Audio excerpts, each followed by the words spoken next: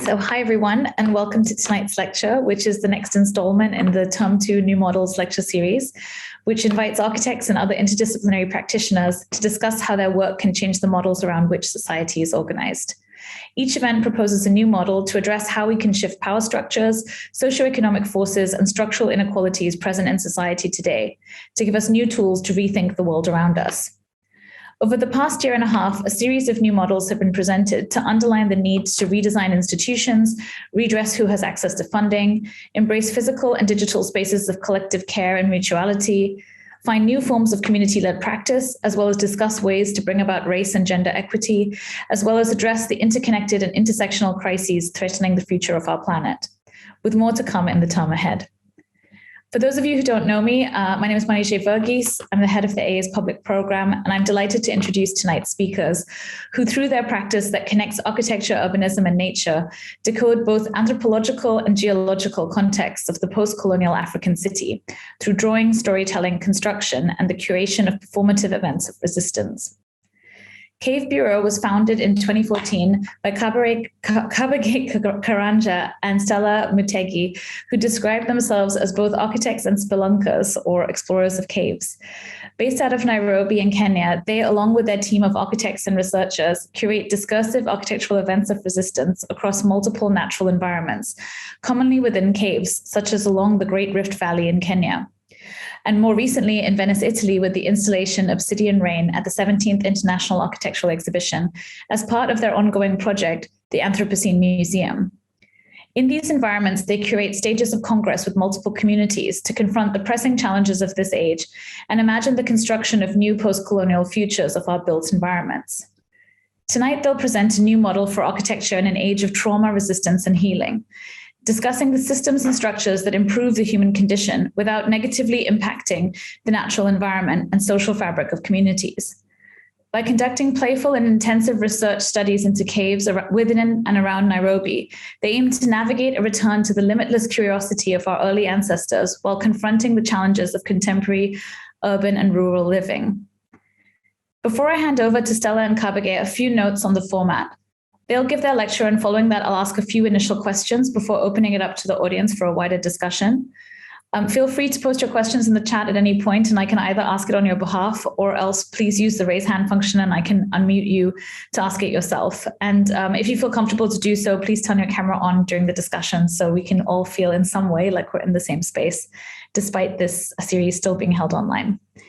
So I'm really delighted to have Cave Bureau joining us tonight for this talk and as part of this lecture series to hear more about their exciting investigations and ongoing projects as architectural acts of resistance.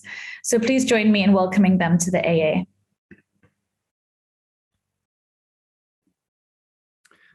Thank you, Manijay. I hope you can hear me, and I hope my screen is shared. Can you see? Fantastic. First of all, to give our thanks to the AA and appreciations for inviting us to present our work. We're really humbled and we are really grateful. Tuning in from Nairobi, Kenya, quite late at night, but really excited to present what we've been up to. Maybe before beginning, because you did such a great introduction, hopefully within this discussion and presentation, we'll be looking and considering architecture and the problem of architecture as an agent of huge destruction and problems in the world. Fundamentally, architecture has a great role to shelter us and give us security, but equally its impact on the environment is quite detrimental. And we're not so much considering a solution by presenting a building, but thinking of architecture in its own right as a discursive way to consider what the future might be.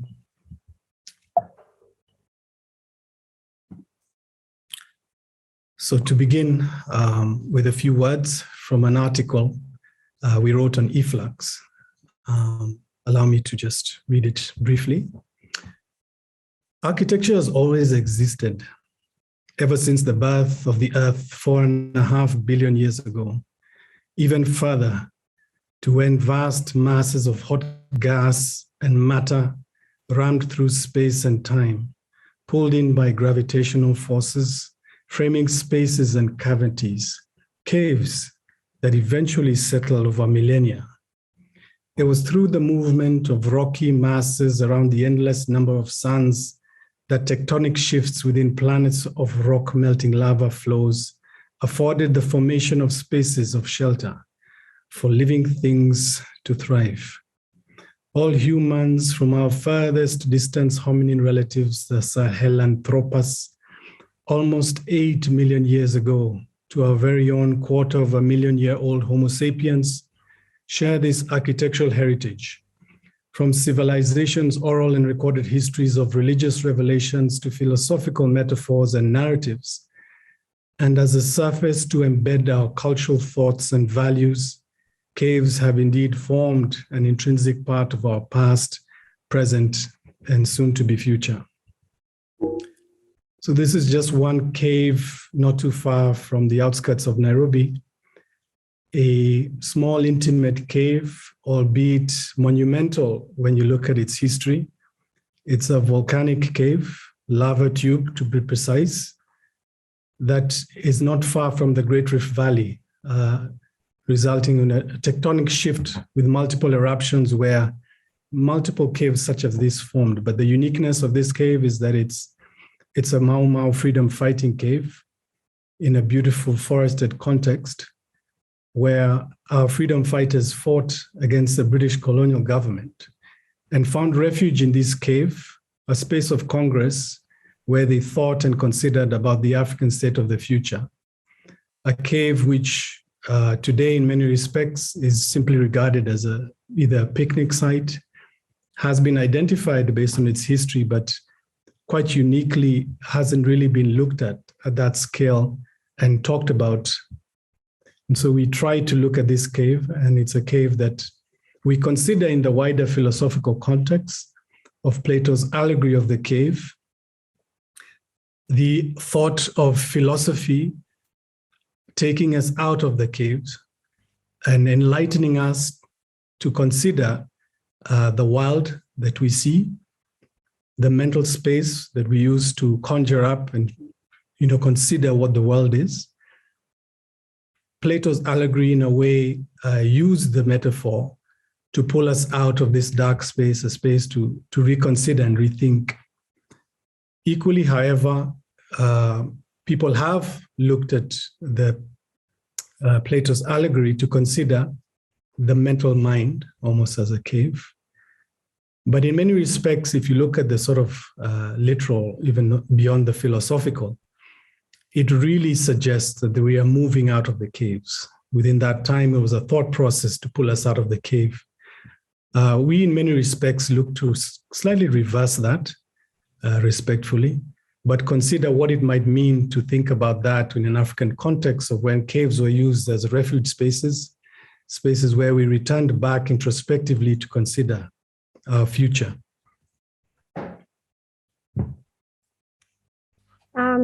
And this is us doing exactly what Kabage has just mentioned. And this is us earlier last year in January at the Shimoni Caves, which are caves that are situated out along the East African coast, the Indian Ocean coast of Kenya. And we had gone there to study a bit more about the Shimoni Caves, but found ourselves in other caves that we didn't know about, and you cannot stop us from exploring caves. So these 3 giant sister caves is what they're called, was not part of our planned visit, but this photo is actually taken in those caves, which we stumbled upon and were deeply fascinated by the history of the caves and what we found there. And in fact, one of the most amazing things we found was that there's a tunnel. There used to be a tunnel. It's now, of course, over the many years, has been blocked off by silt and all.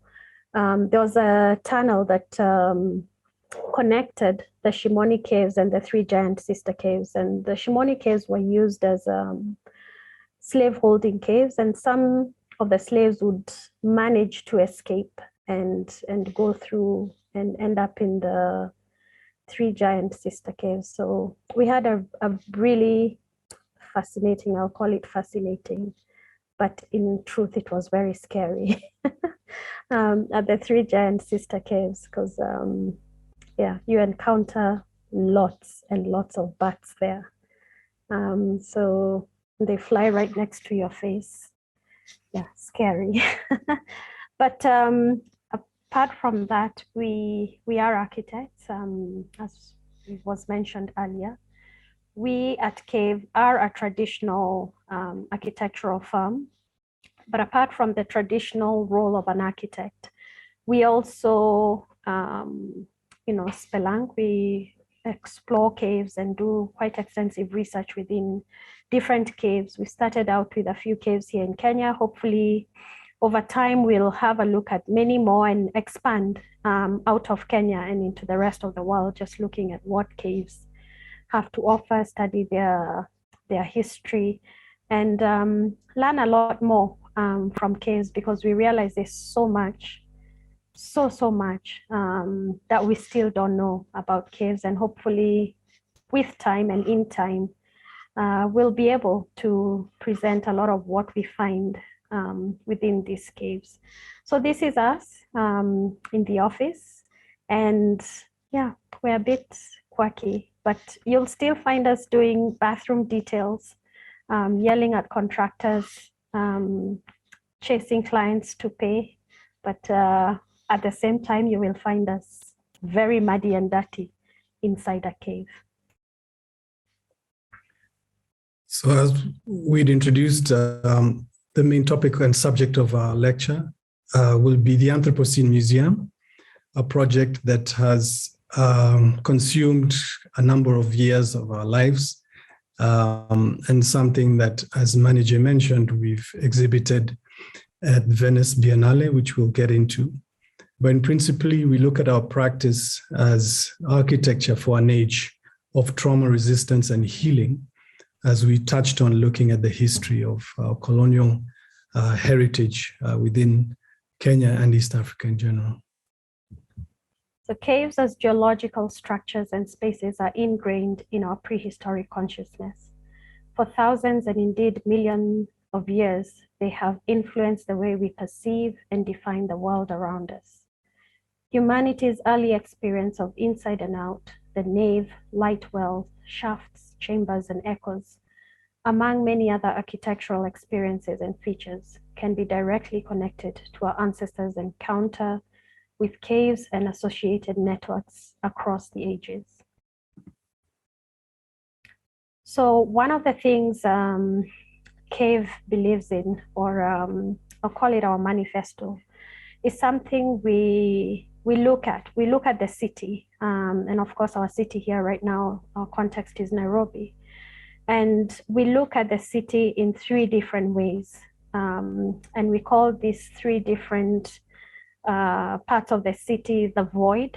We call it the origin, and we also call it the made. On your left of the screen is what we call the origin. And for us, we see the origin as pre-colonial Nairobi. So this was before colonialization, and this when there was vast open land. And what you see on that screen is generally what you saw. And then what happened, we got colonized by the British. And when the British came in, they started dividing the city into different bits. And one of the sections that was then divided is what we call the void. And the void is your middle picture or photo. And in the void, it's a very problematic area of the city. It's the places that would get names like informal settlement or slums. And in this space, it's underdeveloped. There's a lot of population. Most of the city's workers come from the void. And we also have the Med. And the Med is your more affluent areas of the city, where, for instance, in the void, you'd have maybe 20 to 50 people living in a quarter of an acre. In the Med space, you'll have one family living on half an acre.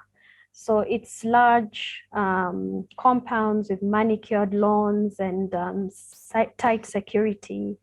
And this is the area that was taken up mostly by the colonial government.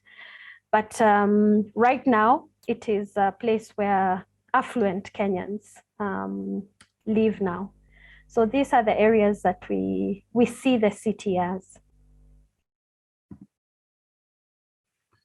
And I think the culmination of all that progress, if you call it progress, with civilization's aspiration to modernize and exploit the environment, we've obviously caused a lot of destruction, and which in many respects has allowed a lot of thinkers to refer to this period in time we're in and call it, if not the Anthropocene, the plantation scene, the Thulocene, the Capitalocene, and something that allows us to really contemplate of our history and the collective history, and also the partitioned history when you think of the subjugated in the context.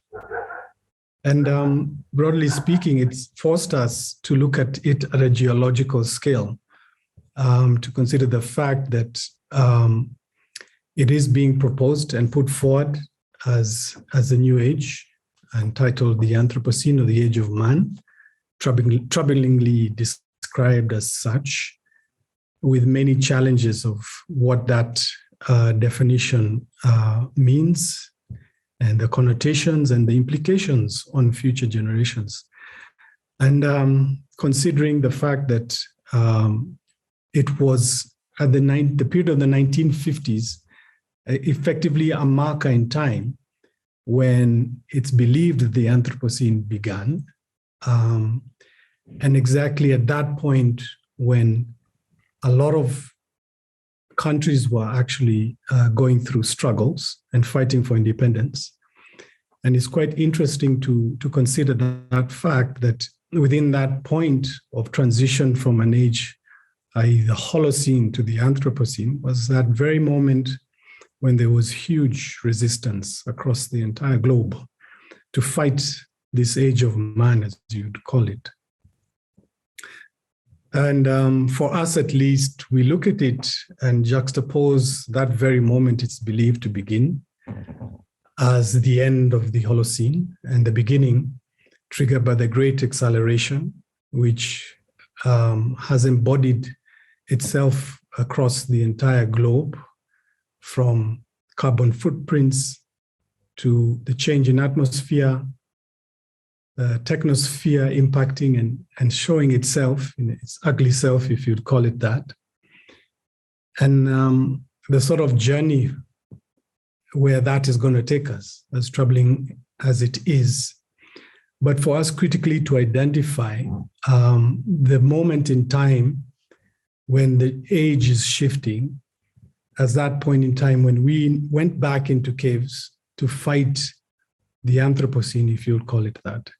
And the caves as being for us that historic space, if you compare it to the historical buildings in Rome, from the Pantheon to Greece, we really look at this history and use the caves as a fulcrum and a reference point to position our thinking in terms of the Anthropocene, using great thinkers from Frantz Fanon to Amitav Ghosh, Edward Said, and many, many more, to even more recently, Leslie Loco, as guides to consider this difficult past and not a past to bring vindictive thoughts, but a past to consider where we headed, and are we all headed in that direction? Now, we use artists who inspire us locally. This is a photographer who we refer to as an artist, Osborne Macharia, who came up with this piece, The Wives of the Mau Mau, a beautiful collection of photographs where he imagines the wives of the Mau Mau freedom fighters in Kenya who fought the British, because in reality, women and children were part of the struggle.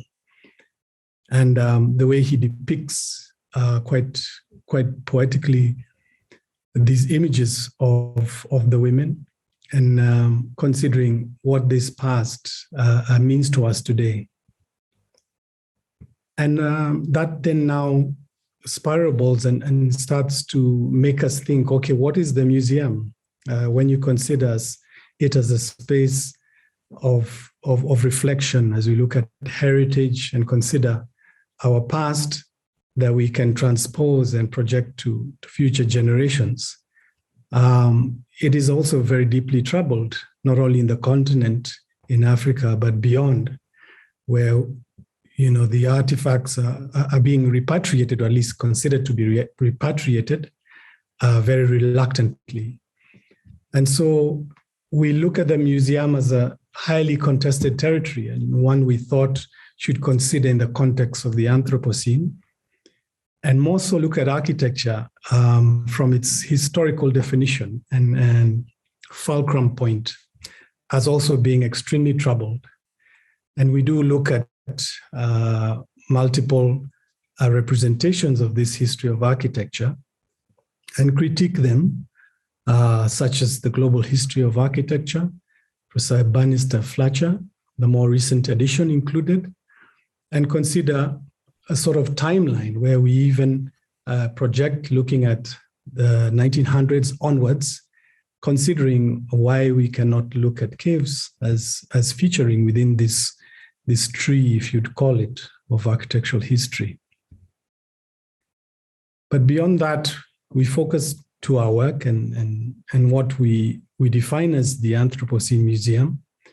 And at this stage, we aim to go through it step by step to explain how it is we've defined the museum and how it works in the natural environments that we engage with.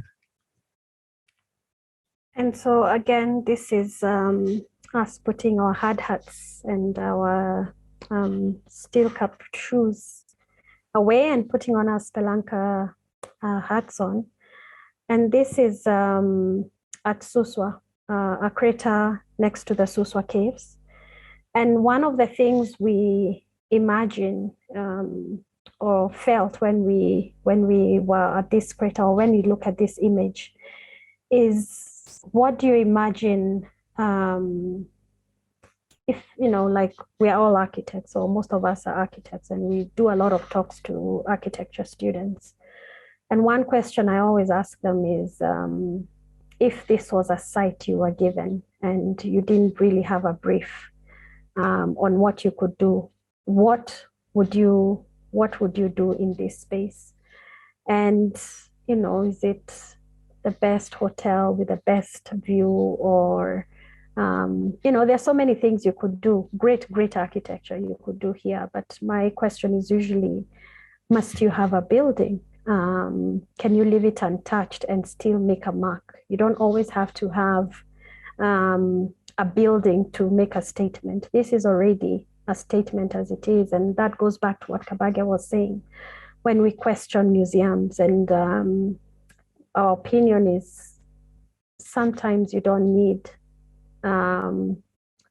you don't need to house a museum.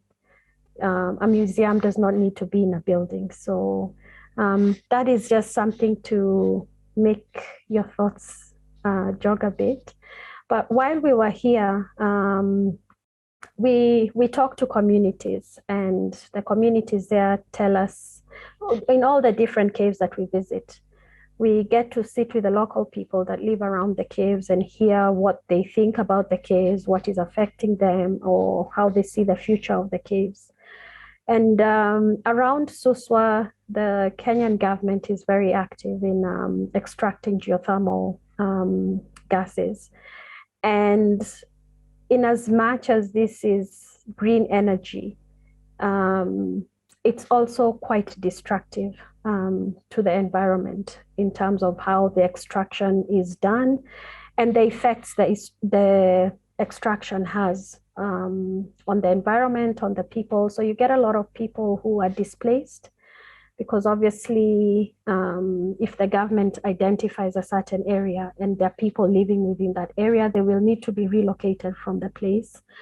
And then sadly also species, animal species, plant species that are within that locality start to die off, or they migrate into places that are not a natural habitat for them. So in as much as, yes, it's green energy, we also question how deep do we go to get that green energy. This was our Anthropocene 1.0, our exhibition at the Smithsonian Cooper Hewitt and Smithsonian Design Museum in New York. It was done at the same time with the Cube Museum in Kerkrade, I think that's how you pronounce it, in the Netherlands.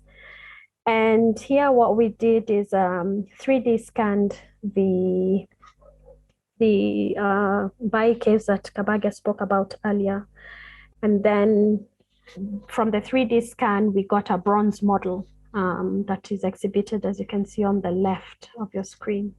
But just as I was talking earlier, these two, the giant mastiff bat and the eagle owl, you see, I forget the name of the owl, but these are bats and the eagle owl, or owl eagle. Kabake, do you remember the name of the Veloro eagle? That's it, yes, yeah. Eagle. Yes. That was native to Suswa, but because of the geothermal extraction, it's not there anymore. So we have a guide that takes us, Ishmael, that takes us around the caves. And while he was growing up as a little boy, he said that this eagle was so common, you'd see it all the time. And now as a grown-up, he's not seen one, which means like his children don't even know about this bird. Also at Suswa, we have the baboon parliament. We have resident baboons that live within the caves, and they've actually taken a part of the caves as their own. They've owned it, and every evening they come in large numbers and sit in this baboon parliament. Obviously, they use it for cover, shelter from leopards, but also as a place where, as a community, if I could call it that, community of animals, they resolve their differences just like people do. It's quite an amazing place. So this is the bronze model that we did and exhibited in the various places we've done in Venice and as well as in New York and in the Netherlands. And it's a scaled model. So what you see really is scaled to what we actually have of the Mbai caves. And you can sort of see the empty spaces within where the Mau Mau, as Kabage had mentioned before, would congregate and plan their next point of action.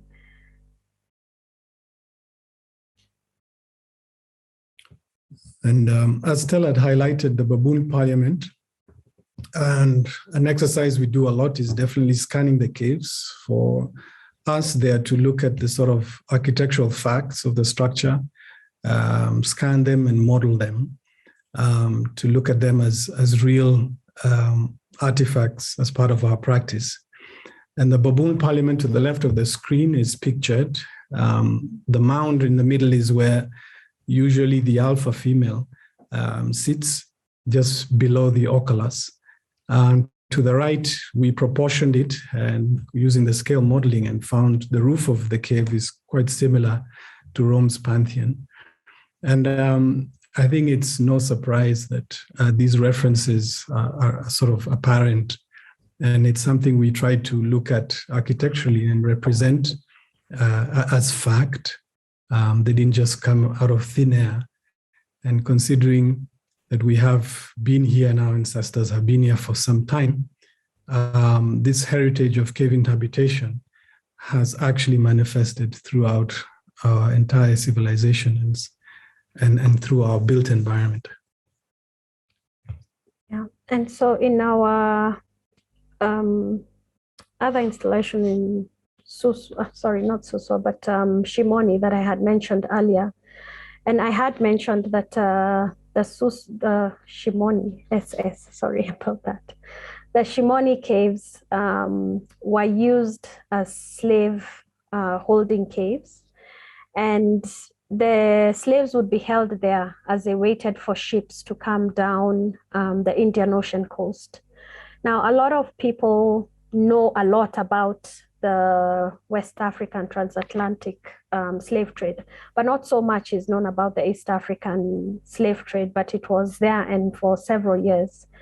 And so the ships would come down the Indian Ocean coast on their way to Zanzibar. And Zanzibar was the largest slave market at the time. And from there, the slaves then would be bought and sold. Some would stay in Zanzibar and work in the spice farms there. And others would be shipped off to the Middle East, where they would work in the plantations there as well. So we got there and we spoke to the community elders. We also got to speak to the Kenya National Museums of Kenya, who these caves are under. They manage them and take care of them, and of course give historical background of what they are. But what we found, while we were talking to the community there, is you get two different factions. There are those who believe there was slave trade, and there's those people who don't believe that slave trade happened. Yet there's actually evidence of chains on the walls. So I don't know how they explain the chains. But also a lot of people, especially when the British came and abolished the slave trade, the East African slave trade, a lot of people were caught up in the middle. So when the slaves were released, these people were not able to go back home. And so they have remained in Kenya, not really as Kenyans, and not really knowing right now. Of course, it's been many years since, but they don't know where they belong. They don't know where they came from. And it becomes quite problematic, especially even getting things like a national identity card, a passport even, because you have to trace back your ancestry, sort of. And they don't, and they can't. So it's a huge problem that's been created by slavery along the coast. So this is us talking to some of the community elders. So we sat down in a forum, as you see on your left, and spoke about all the issues they have, what they plan, what they aspire to. And it's a lot of rich history that they have, some of them. It's a lot of rich hopes and dreams that they have for these caves. And we thought that it would be good to document this history, document these talks that we hold in all the caves that we go, and hopefully publish them somehow so that these stories don't get lost and people actually know what's behind a certain cave, what has gone on, and what the community, for instance, hopes to achieve in the future, what they plan to or dream about for the future of their children and grandchildren. So as part of the community forums and the engagements that we have, usually we go into the caves with not much any preconceived ideas of what we'll do, what we'll find. And as Stella said, when we discuss and speak to the communities, they usually unravel very interesting facts, such as connections between certain caves and other caves. Like the pictures of the caves we just showed you were slave holding chambers. Before the slaves were shipped onto boats and go to Zanzibar or beyond to the Middle East, they would be held within these caves. And the evidences of that are clear. But as Stella had initially spoke about, these caves had chambers that would allow certain slaves to escape and find their freedom. And some of the ideas and projects we had was to consider how we can open up silted sections of the caves, opening up, so to speak, sections of these museums in their own right to expose these roots and these challenge, and also orchestrate archaeological digs, because as you can imagine, there would be a lot found within the silt. And these are ideas that are really generated by the community to consider these thoughts. And what we do as part of the process is to prepare these drawings that are driven by 3D scans, which we produce and put in drawing form to contemplate of the space, the scales, and consider projects to actually open up sections of the caves to allow the expansion of these monumental spaces, so to speak. And from Obsidian, from Anthropocene Museum 1.0 and 2.0, it really led us to our project that we took to Venice. And it pays homage to Anthropocene 1.0, which was to look at the original cave as a framed space of resistance and congress, being this particular cave, the Mbai cave, and quite different from the Shimoni cave, which is a coral cave. And its sort of geology is very unique. But we thought, let's begin with the root, a space with so much energy. And with its drawing, which we called of steam and struggle, we considered what it would mean to take a part of the cave and present it in Venice, at least a section of it. And so from our multiple cross sections, we considered which space could this be, and why would we be taking it there in the first place? A process that took a little time. We eventually sort of reached a point of consensus internally. We presented these ideas to Hashim Sarkis, the curator, and his team, and initially didn't have much thoughts of what they considered of placing this piece. But before we knew it, they had offered us the Galileo Chini Dome, quite a unknown to us at the time, quite an important space, just based on the scale of the one-to-one section of the cave.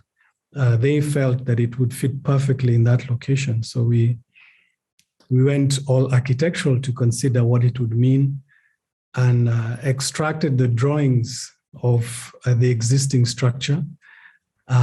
This octagonal space, quite a beautiful space with a fresco at the top. And one of our key thoughts was to consider it being quite a light structure, but yet showing the heaviness of the cave and the history embodied within rock. And we chose obsidian as material of abundance in the Rift Valley, not as a precious metal here at all, but a material that really, you could say, was the birth of civilization, or was part of driving us into a so-called civilized world, as a material to produce and create tools, and using that in retrospect, at least here, to consider how we can make and retranspose a section of the Mbai cave, which we did with a lot of difficulty, it should be said. But we collaborated and considered the structure as being light. It was important for us to locate and source the structure which was going to support over 1,700 obsidian stones. And we chose timber, an LVL system, which is a laminate veneer lumber system, which allowed us to source it from Scandinavian forests and have a sort of minimal footprint to do with the most heaviest structure that we were going to carry. And we brought in the rocks, the stones which we'd lost, and we worked on the stones, beginning to drill at the top, allowing an impressing of timber within them, and having hooks located to hang the stones, because we didn't just want to tie the stone. We wanted to give them a sort of floating impression, if you'd call it that. And they're quite nicely juxtaposed with the fresco, looking at the different dates of the two, which was quite important for us, but also a crumbling architecture, if you'd call it that, literally in terms of the cornices of the octagon that are protected but crumbling. And so we couldn't touch any of the structure. We had to be independent, but for us, feel part of the entire structure. So these are just a few images of the hanging stones. But to end, our last installment of the Anthropocene Museum takes a more recent turn for us to look at a pressing matter in the city of Nairobi, which we call the Maasai Cow Corridor, and where we imagine a new decolonial infrastructure of healing. And at the heart of our work, as initially discussed, is to consider not only our practice as being a reflection and consideration of our past and what it meant, projecting it to the present, but also consider what healing needs to be done, because a lot of trauma has been exerted on not only people, but across the built environment, which needs healing. Because as Dr.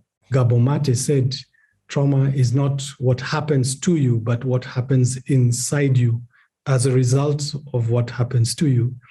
And this manifests, as said, throughout the architectural and built environment, and it's something to consider and unlock. And so the history of Nairobi is quite interesting. It's not so much unique compared to the rest of the world, in the sense when you look at the history of animal husbandry that dates further back than the pyramids of Egypt, and it's represented on cave walls through cave rock art. And in Nairobi, the Maasai community, if you'd call the First Nation communities who Nairobi is named after, and if you look at it today, it's a state where you will find cows alongside cars in traffic. And that juxtaposition only just represents the disturbing reality of what we have in the city as a space where space is running out for grazing, if you'd call it that, especially during the dry season. And the question becomes, what is Nairobi? In Maasai, the word Nairobi is the place of cool waters, a space where there was a lot of green grass, room to graze and come and drink, have your cows drink water. Right now, the Maasai are harassed and kicked around because land has been bought. The sort of colonial infrastructure has sort of kicked their ancient practice of grazing along the pastures around the city as illegal. And so they come in a clandestine way, grazing on road reserves, railway, and whizzing through traffic. But yet they are part of the city, and as much as it's ignored. Yeah, and so while doing this research on the Cow Corridor, we went out to a place called Birika, which is about 15 kilometers or so from the city center of Nairobi. And we met with Dorcas Asine, who's the one in blue, and Emily Lakenau Letesh, who's her sister-in-law. And they were almost reminiscing about, or reminiscing on how it was for them when they were growing up, when they were little girls, where there was vast open fields, no restrictions at all for them to graze, obviously, their father's cattle. And they would go on long distances. In fact, Emily was telling us how her older brothers would go for like weeks, but the dad would not be worried because he knew they've gone to where there's greener pasture. And indeed, when it was dry on that side, they would come back. So they were never worried where they went or where they had been for weeks on end. But now that is something they cannot do anymore because obviously with population growth and the Maasai selling their ancestral land, people then come in, buy the land, put up fences. So it becomes private land that they cannot go into, they cannot trespass into. And so they found that they are restricted. They are restricted areas where they can graze their land. They then obviously during the dry seasons, it becomes very difficult for them. And what has happened to them now is that they've had to reduce the number of animals. And one of the biggest things of, how do I put it? One of the proudest thing a Maasai would have is the number of cattle. But now they're being forced to keep fewer and fewer, obviously, as land gets sold, people putting up perimeters, and then they're boxed into little spaces. And of course, that's why from the previous slide Kabage was discussing, they come into the city. And these are ancient routes that they use. These are ancient pasture lands that they used. But as the city grows and as it expands outwards to where they are in the outskirts of Nairobi, then they find their way of life also really changing because keeping cattle, grazing them, rearing them is a Maasai's way of life. And it was a bit sad, obviously, to listen to someone like Dorcas say that she didn't foresee her child doing what she did growing up. So this is a culture that's slowly dying. She doesn't send her children to graze the cattle like her father did or her mother did when she was growing up. So it's a way of life that is slowly eroding. And one of the ways we look at it is by what we call reverse futurism. And it's a sort of remedial act where we imagine where would be in the next 15 to 20 years. And we propose a new kind of infrastructure, which we call the Cow Corridor. And with the Cow Corridor, we plan or propose to intersect the infrastructure that's already there with tourist routes. So this is a plan of Nairobi. And you can see the rivers that were before any urbanization occurred. And as the urbanization has come in and road networks have been put, and we slowly turn it into almost a concrete jungle. But within that concrete jungle, there is places where it's still green. And these are places where we have road reserves, we have derelict railway land, which is not really in use. And our idea here is to integrate those road reserves and the vacant lands into places where the Maasai can actually come during the dry season and graze their animals, water their animals within these corridors that we would create within the city. As And part of that, sorry, Stella. go ahead. Yes, part of that, we think of structures and follies that would complement the infrastructure.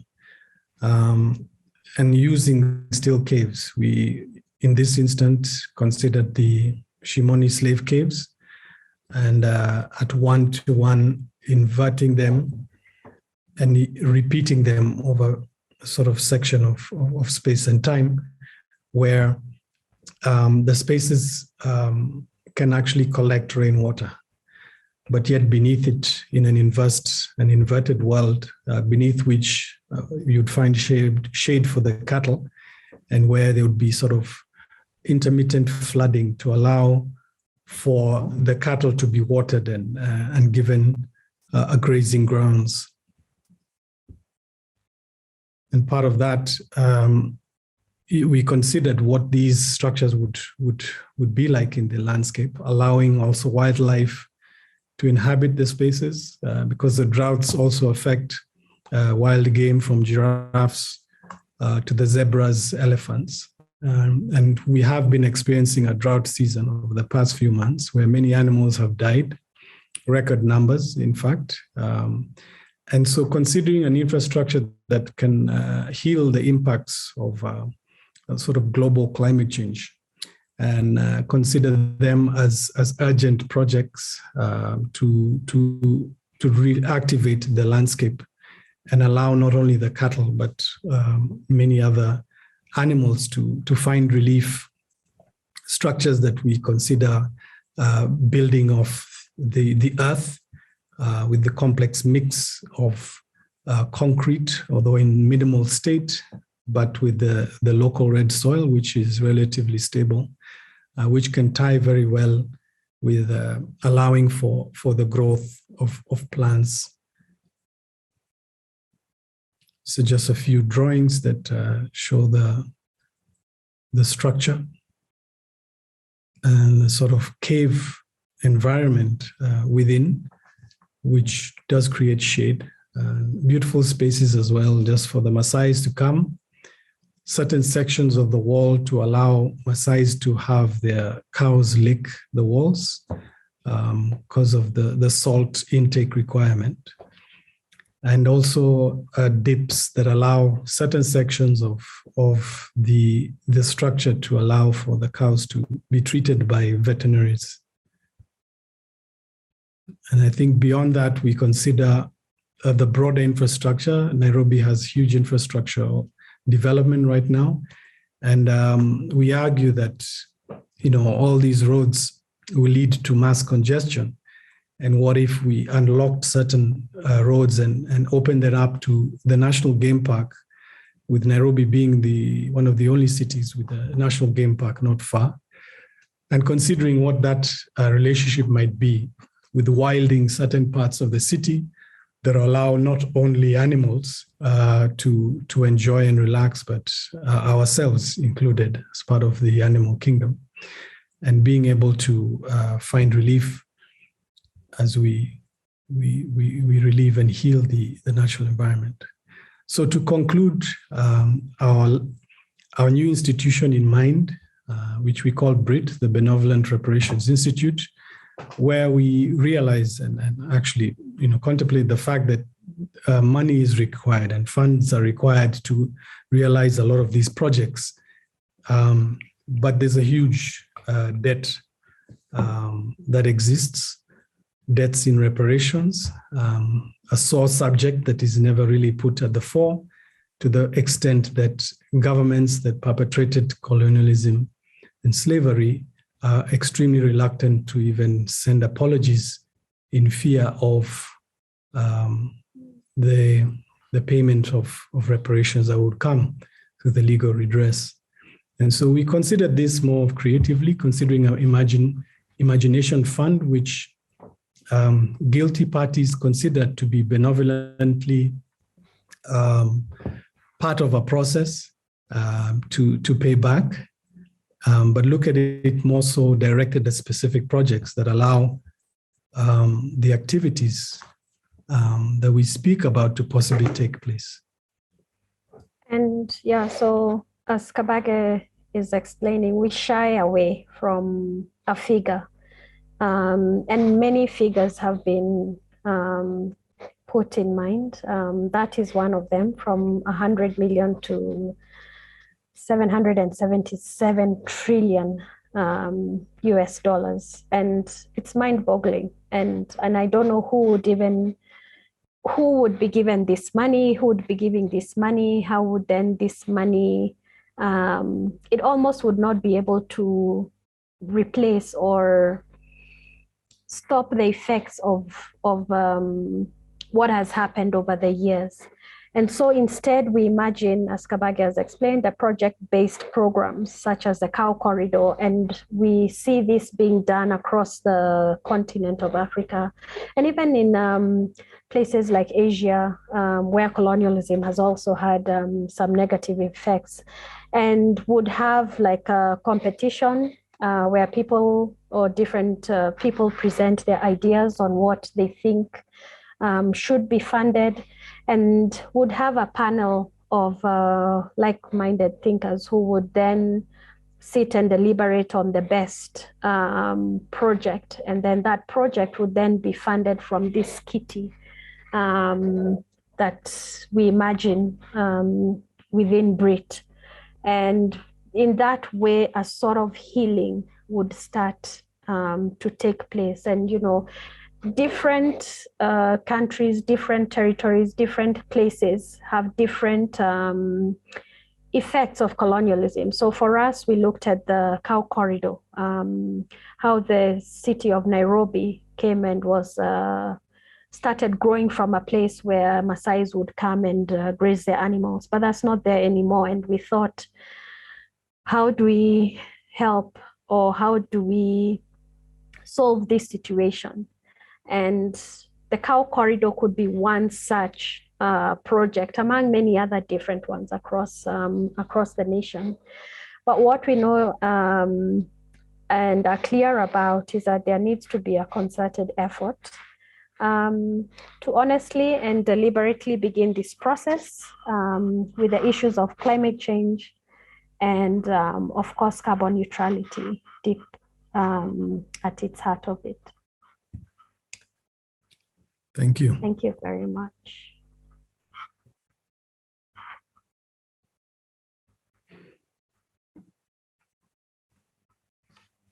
Thank you both so much. That was such a terrific lecture that I think really spanned so many huge topics, but gave us really tangible ways to think about them and to think of ways to address them also in the future. And I really loved how you ended on the subject of reparations, which is a nice kind of full circle moment back to the first lecture in this series, which was looking at new models of funding and talking about how, I guess, sorry. I think that was me. Oh, no, don't worry. I guess it in that first lecture in the series, they were talking about a lot of like banks, especially from like the global north, thinking that just paying sums of money was enough as reparations, to talk about like much longer legacies and current impacts of colonialism. And I think this project-based program seems like a much more effective way to actually not just tackle issues of the past, but really bring them up to date to what's happening right now and what will continue to happen in the future, and look at how those things intersect with issues we're facing of the climate crisis and all of these other things that intersect with it. So, I mean, there's so much complexity in the projects you're taking on, but yet it seems doable because of the strategies you're developing.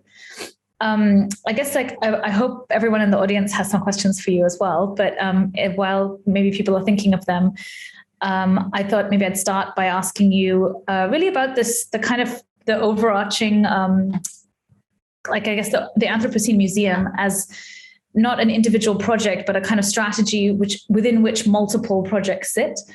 And I think in the introduction to the lecture, when you were talking about like challenging, or really trying to unpack the Anthropocene as this kind of age of man that centers the human, but that also maybe talks about a very incomplete history that doesn't necessarily include everyone.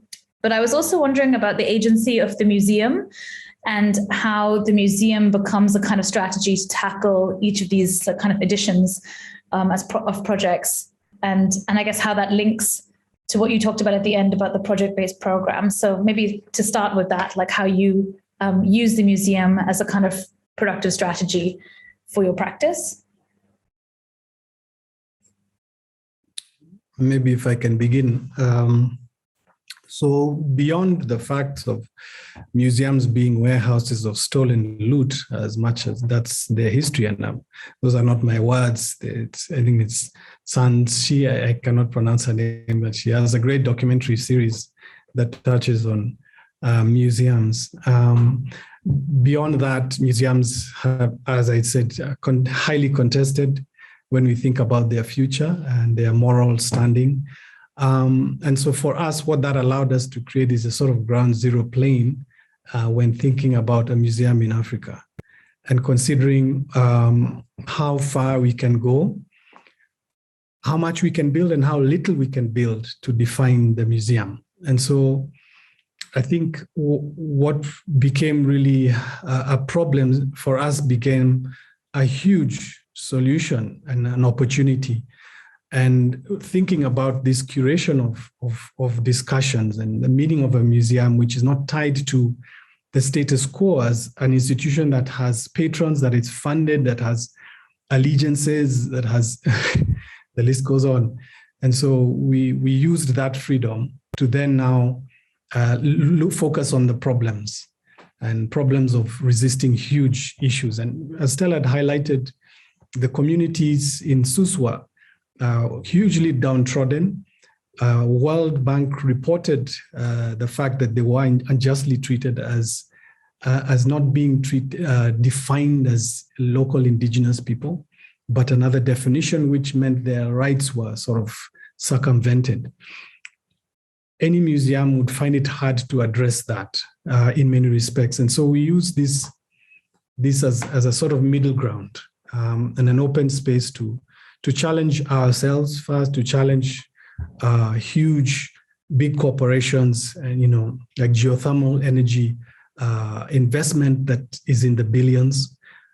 It's great for the country's growth, but unfortunately, it actually has a huge detriment to the environment. But then now there becomes also the aesthetic of the museum and what are its components. And the cave then lends itself really well to that environment which we actually architecturally define and present. And then from there internally curate these talks and discussions, which for us then constitute the museum.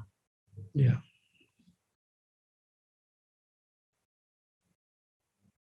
So did you want to add anything to that? Yeah, just to add on to what Kabage has said, one of the other things that's become apparent is that it's very organic, the way we look at it. We don't set out, this is a plan and this is what we're going to do. It's never been like that. It's just really grown organically. But even as it's grown organically, we can see some sort of order and some sort of connection between the organic growth that this has led to. And it's interesting to see how we can even take it further and connect all the different dots. And again, it's very different because the issues you'll find, for example, at Mbai Caves are completely different from the ones you will find in Shimoni, for instance. But they all stem from the same place. And that's why for us, it's very important that we don't ignore the past, that the past actually informs a lot of the future. So whereas the people who would start now and look into the future, we have chosen to look at the past and then know from what we learn from the past, how to then address the future. Yeah, I think that's such an amazing point. And I think that's also what's so interesting about your practice seeing the caves as this really rich starting point to not just look backwards, but also look forwards. And in a way, it also links to a lecture we had in the series called A New Model for an Old Model, that was looking at the origins of education and how, in order to create like truly new forms of education, we actually need to go back to the origins to understand like where we came from in order to understand how we got here, but also to learn from some of those original gatherings of people under trees, to have conversations. I can see there's a question from the audience, so I will go to them. Tosin? Hello, hi. Really amazing work. It's really exciting. So I've been following your work for about a year plus now. And I have a question specifically on the idea of the museum. And as you ended your lecture with the talk about obviously all the repatriation that's happening now with artifacts that have been taken from the continent. And this is really more a question. If we think about the idea of the museum, the idea of an expo, it's an opportunity for people to go and see objects. A lot of these objects are objects that were of probably everyday use or religious need. When you think about this idea of the museum, how does that really tie in with the idea of an African culture and an African use or an African expression of how these objects should be viewed by the public? Do you have any views on the idea of what we understand as the ideology or the Orthodox museum and how that relates with an African modern day context? Thank you. Well, a very wholesome question, for which we might not be experts to answer fully or even at all. But I think what's been really important in this time and age is to consider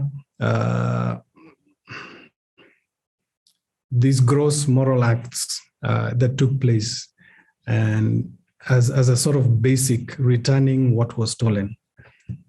I think that is an important process that has to take place. The bigger question of what these artifacts will do when they are returned, again, that's an entire open question, and that each nation, each museum, each institution has to grapple with and consider.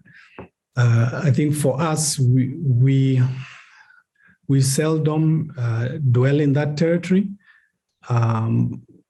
for good or bad reasons.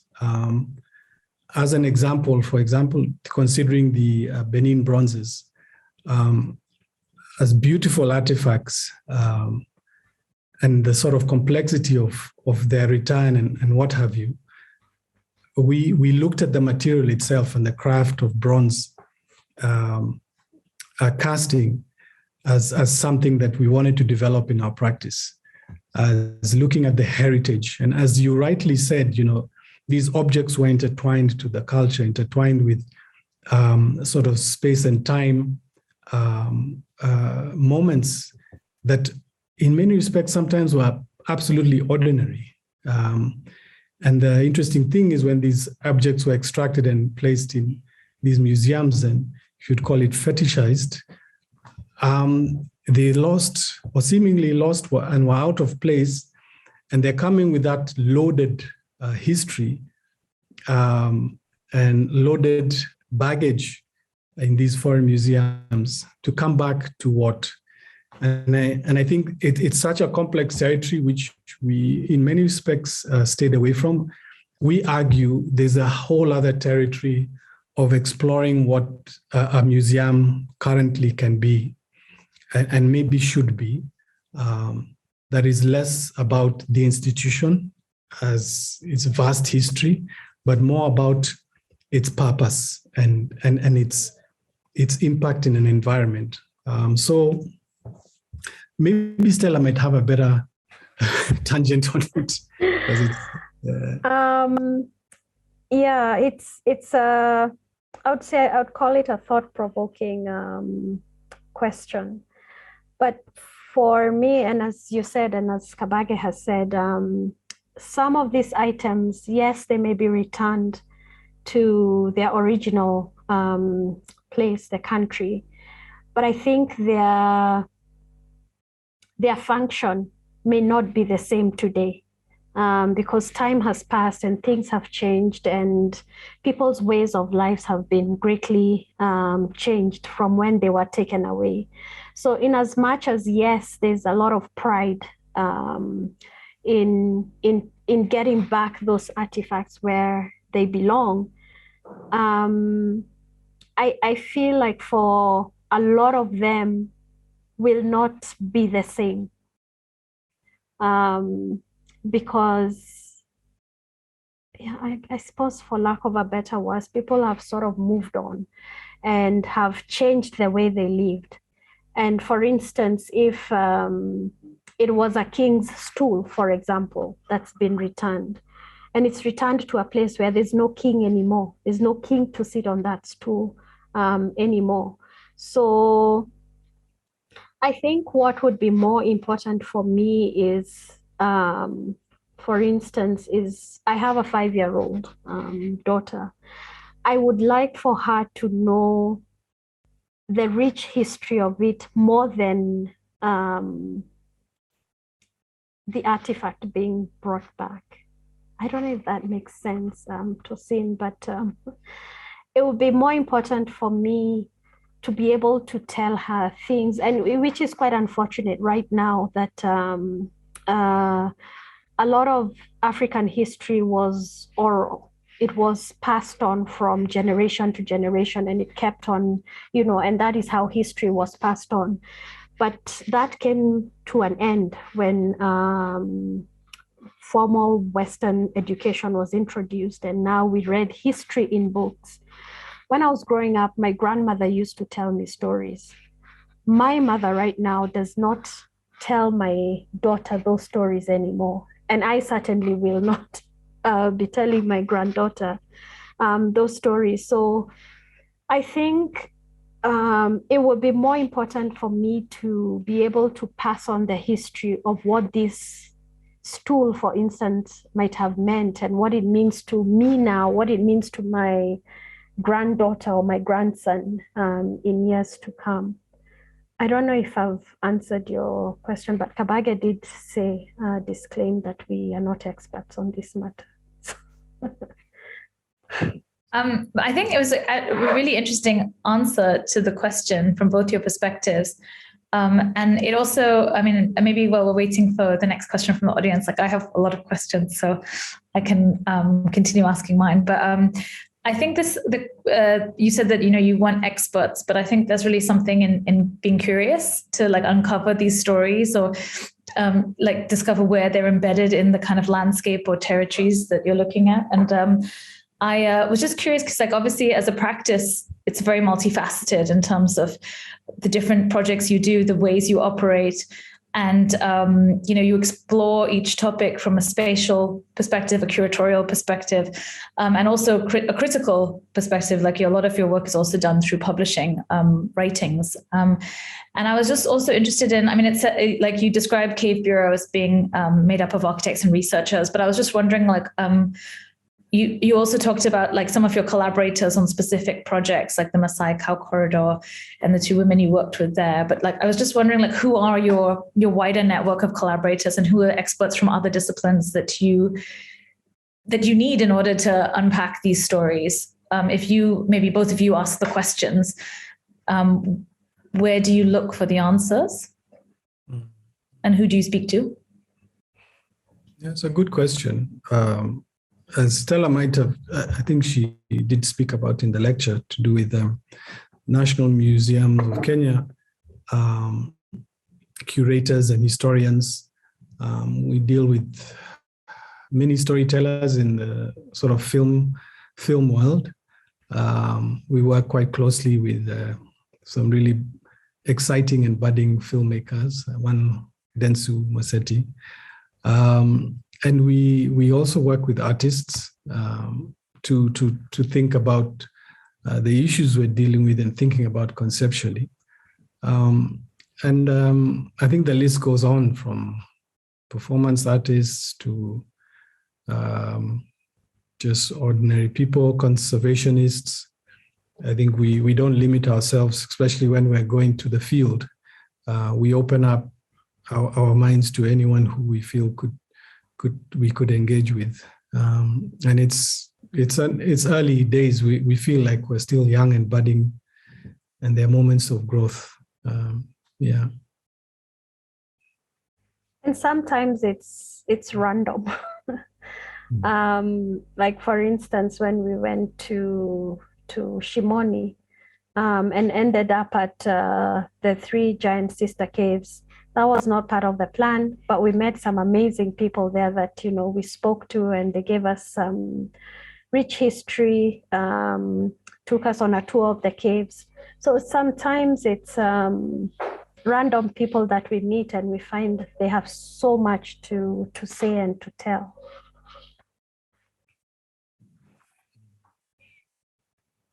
Yeah, I mean, I think this idea of telling, or not just storytelling, but different forms of telling, I think is really interesting, and it's something that I'm exploring with my teaching partner in the unit I'm teaching at the AA for each of the students, to try to find new ways to do that. But I think, like your point earlier, in terms of what forms of knowledge are being lost because this whole act of telling is maybe disappearing, is so important to understand, and to like see your version of the museum as a means to kind of not just preserve that in the way it was done before, because as you said, like your mother and you are not telling the stories that your grandmother was, but finding new ways to tell or to transmit that knowledge. I think is really interesting.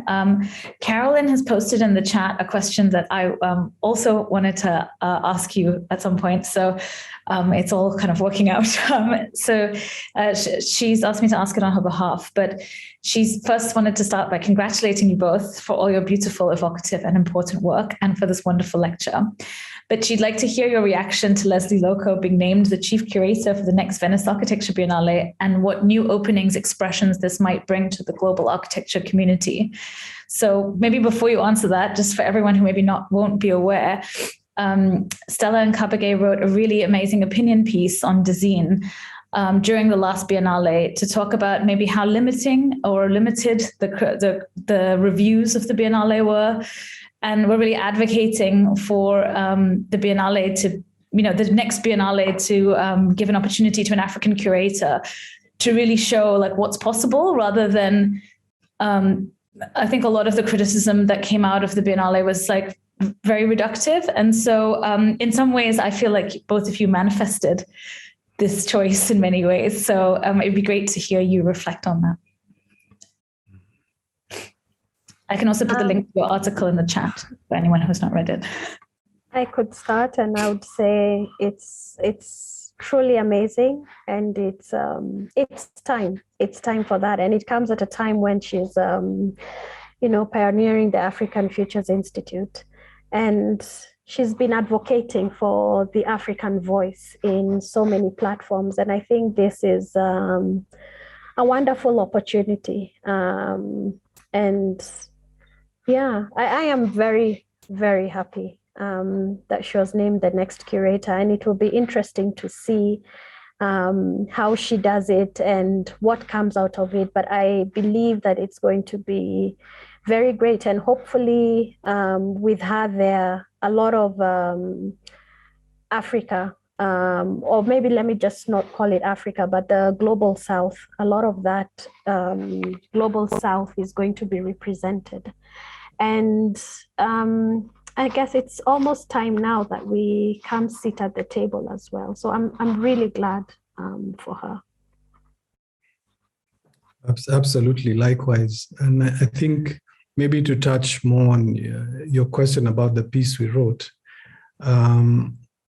it was quite important for us because it was our first time to be on such a stage and a platform, to work so hard with a great team, curatorial energies just buzzing for over a year while you're in the middle of a pandemic.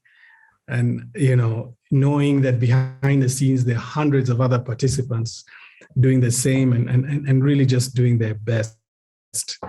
And then to reach an opening and see all the criticism, similar to, you're on a crit and you've got all your work behind you and you're like, this is me, this is who I am. and you're smashed and pulverized by the critic. And it's not to bash the critic in return. I mean, critics have a place and are important within our practice, but it's to consider the sort of root of the criticism in a way, and the way the criticism came out. And what we felt is with the Biennale institution, it's got such a rich history, and its patronage sort of stretches far back, and it seems to be shunned upon to lash out at critics and say, what you're saying is rubbish.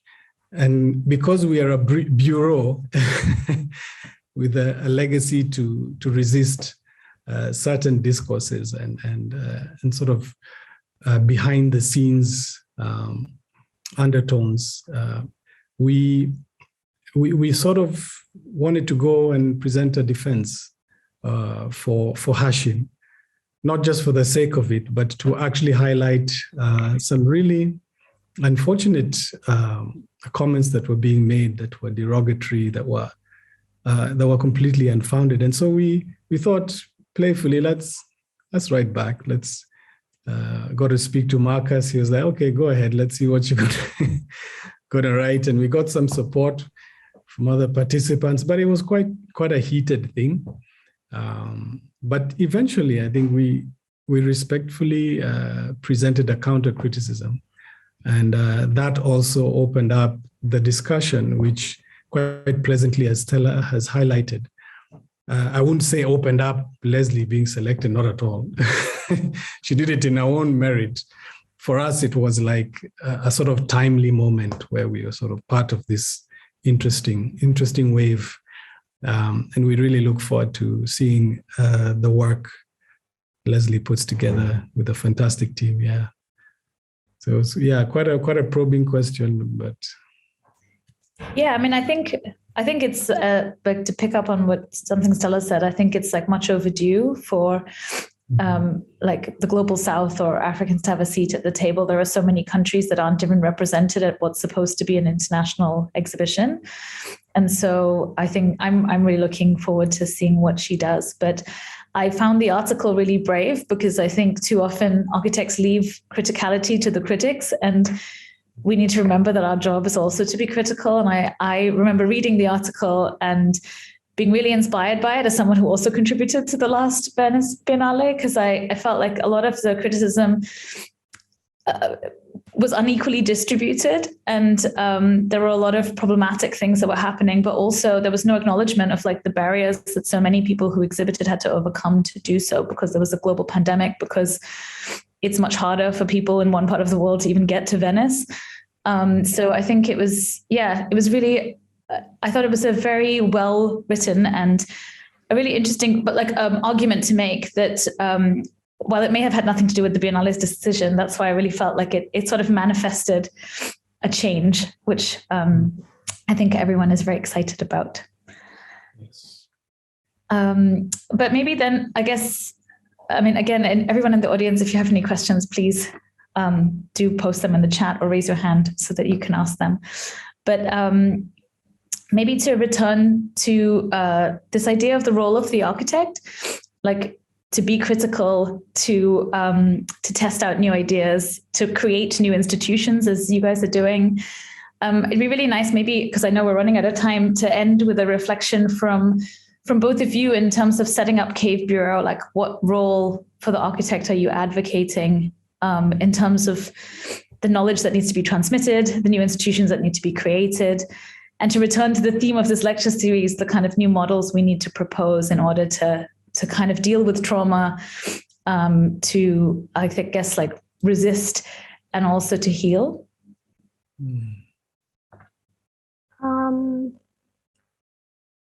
I think as an architect, we have so much responsibility, and we owe so much to the world, really, to the environment, to everyone. And it's very easy to completely ignore the responsibility and focus on, being the next great, designer or architect. but and I think this is something that I have realized over the years as we have gone into this research on the Anthropocene Museum. And it's got me thinking so much about how much more architects need to be doing. Apart from, yes, we are making money, yes, we need to pay our bills.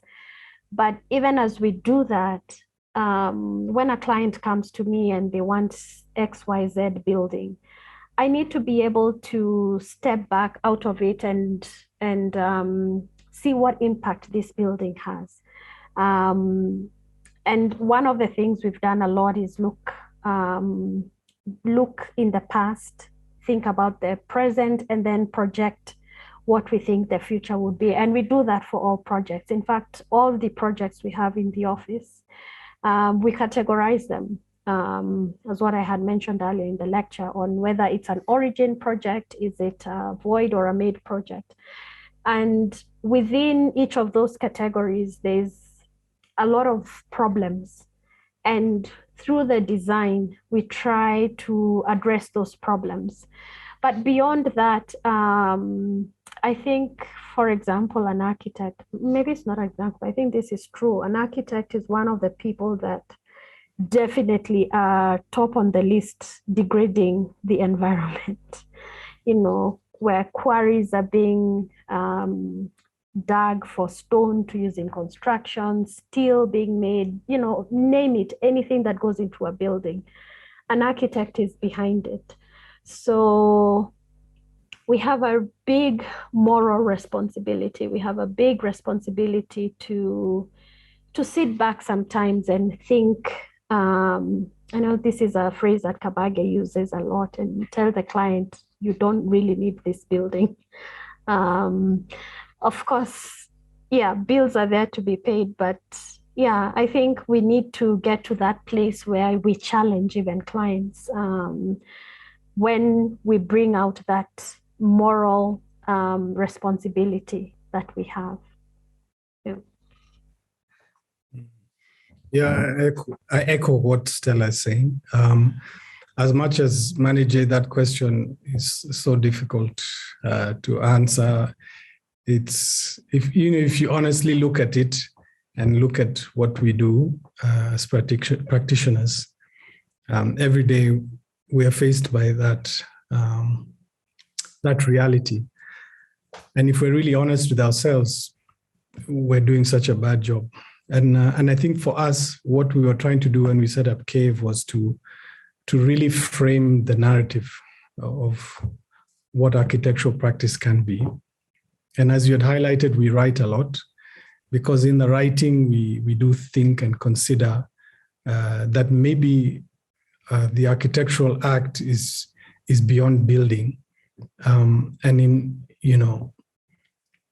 once you consider that, does that fill your soul? Does it fill your your being with meaning?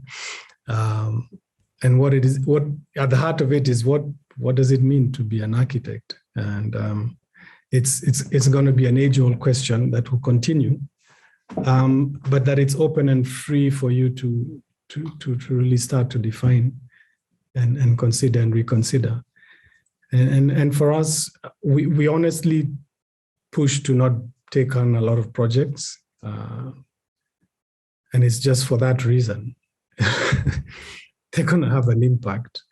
But yet what it means is trying to balance our needs and what we feel, what success means within a practice.